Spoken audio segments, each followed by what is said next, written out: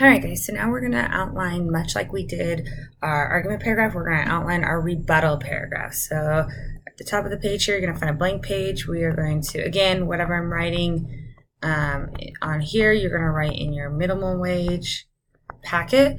So I have the rebuttal paragraph. We have looked at this and we have talked about the rebuttal paragraph before, but it's been a while. So we're going to review the parts first, and then we will start filling in outline form just like we did with the argument paragraph. Remember, outline does not need to be in complete sentences. We're just getting our thoughts down on paper so that we can not be staring at a blank sheet of paper, not knowing what to write.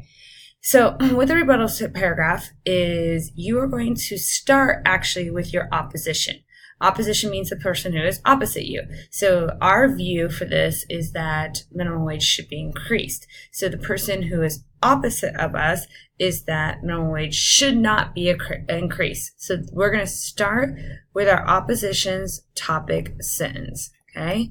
And that is exactly that minimum wage should not be increased. They are opposed to the idea of increasing minimum wage. So I'm going to start with an opposition transition. So we're going to start with, on the other hand.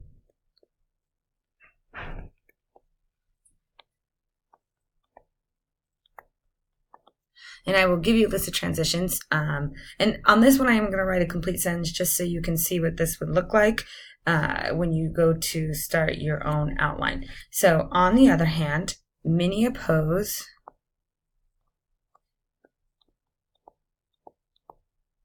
the idea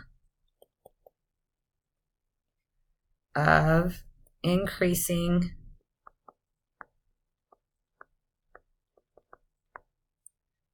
and again, I'm just going to write MW for minimum wage, but when we write this out on our essay, obviously we're going to make sure that we write that all the way out. So on the other hand, many oppose the idea of increasing minimum wage. So that's our opposition. That's our opposition topic sentence, a little more general. Now we're going to get a little more specific. Why? Why do many oppose the idea of minimum wage? And that is our OPS, our opposition's primary support. Okay. Following the opposition's primary support, you may want to put a little bit of an opposition's secondary support. We don't want to give too much detail with our opposition. We just want to have 1, 2, maybe 3 sentences about what our opposition thinks, and then we are going to prove them wrong. It's a really good argument technique when you're writing, when you're debating, is that here's what my opposition thinks and here's why they're wrong is a very strong argument technique. So we're going to do that in writing form. So we have our opposition's topic sentence. We have our opposition's primary support, which is a little maybe detail of opposition's primary secondary support, which notice no commentary on that. We're not going to be commenting on that. Then we're going to go into our rebuttal statement, which is where we prove them wrong. Our rebuttal secondary support, which is where we use our citations to help prove them wrong. There's going to be commentary there, of course. And then this is kind of a judgment call. You can do rebuttal and rebuttal secondary support just once, or if you feel like maybe you need to beef up your essay a little bit, you're going to do that twice. So for modeling purposes, we're going to do that twice this time. And then we're going to finish with a concluding sentence. Okay, so where do I get my opposition's primary support? I need to go back to my T-chart, and I'm going to look at the other side of my T-chart. So for my argument primary supports, I got them under the reasons to raise minimum wage side of my T-chart. For my opposition, I'm going to go to the other side. And this idea of increasing costs of doing business kind of collects all of the ideas under reasons to not raise minimum wage into one kind of broad idea. So I think I'm going to use that.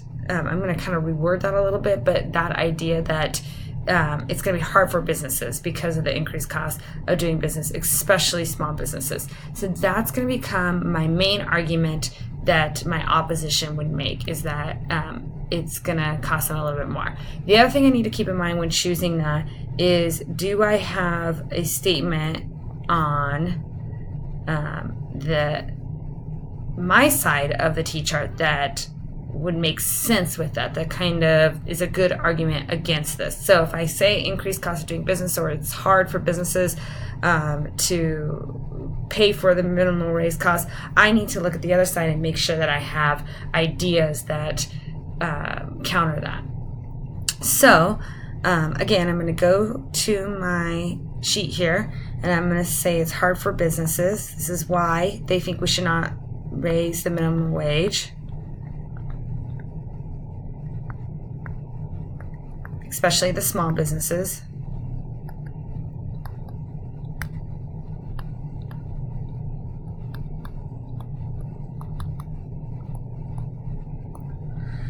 And then they talked about that on page, in this article here,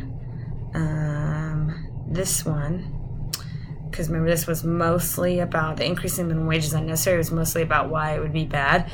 And this kind of idea here where the additional costs would have offset, and there's a particular problem for small businesses. That would be our secondary support. Small, it's easy, and oops, we forgot to look at this author's name. So Danner is the name that I'm going to put into my outline and second paragraph. So again, we're not writing that quote right now. We're just kind of having a placeholder here so I remember which quote helps support that. And again, I'm not going to go into a lot of detail on those opposition secondary support. I don't want to talk about my opposition very much. So Danner, paragraph 2. Okay, I just want to kind of give us a very small overview of what my opposition thinks. Now I'm going to prove them wrong. I'm going to go back to my viewpoint. So I need to look back at my T-chart here, and I can't use ones I've already used, so I need to look for some things that help prove it wrong, that it's hard for businesses, especially small businesses. Well, one thing that helps prove them wrong is that corporations can afford this. Remember, there was in the article it talked about that their profits are soaring. So that's one thing that we can talk about. And the other one that we can talk about is that it will benefit the economy. So may increase the cost of doing businesses at first, or maybe hard for businesses at first, but it would also benefit the economy in the long run. So I'm going to put both of those as my RSs. So most corporations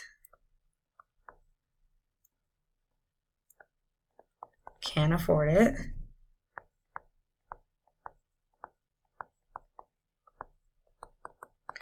And this idea that it would benefit the economy is my other RS.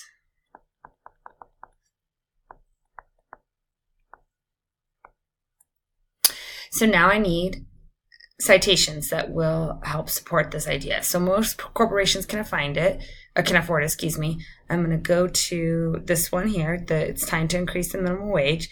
And on that, in the second paragraph here, we have this idea that corporate profits are soaring. So that is, again, let's look for the author, Hall. So we're going to go back to my T-chart, and that is paragraph 2. So back at the T-chart, we're going to use Hall here. Paragraph 2 to support that idea. We're going to leave the commentary blank for right now because remember, we're going to come back to commentary later. And then it's going to benefit the economy. If that's actually that same paragraph towards the bottom, here they'll have extra money to spend. Here, that's that idea. Again, that's Hall, last paragraph. So we're going to put that onto our RSS, our second RSS.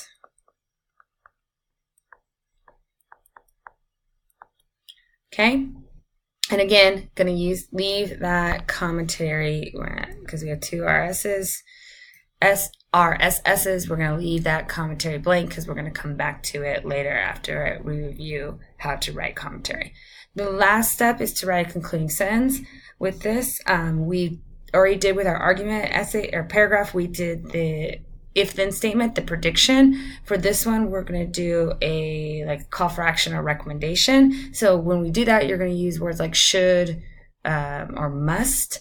So we're going to use should. So minimum wage should be increased to improve U.S. citizens' lives. Okay, so now we have our opposition's topic sentence, what our opposition, the people who are opposite us, who oppose us, what they think, why they think it with our opposition's primary support, with a very small opposition's secondary support, no commentary on that. Then we're going to go back to our original viewpoint, what we're arguing, what we think, and we're going to prove that opposition wrong. So we have our rebuttal statement with our rebuttal secondary support, another rebuttal statement with another rebuttal secondary support. Both of those secondary supports will have commentary, and then we have a concluding sentence. Minimum wage should be increased to improve U.S. citizens' lives. So again, just like with the argument paragraph, we're going to leave the commentary blank. We're going to come back to that. Make sure that by when I get back to class, you have both the argument paragraph and the rebuttal paragraph outlined for your vaccination. So on blank sheets in your vaccination packet, argument paragraph and the rebuttal paragraph. So again, argument paragraph look like this. You have another video. You can go back and watch the video if you need to. Just missing some of it.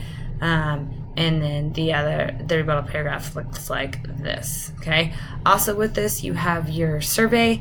Please, it has both the argument and the rebuttal paragraph on it. So please go make sure you do the Google survey so I can see where we're at with our learning. All right, guys. Happy writing.